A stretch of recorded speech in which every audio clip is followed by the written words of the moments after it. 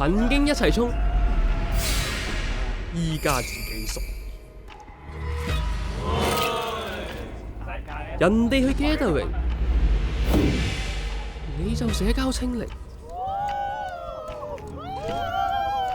人哋努力追求夢想，你就失去自由。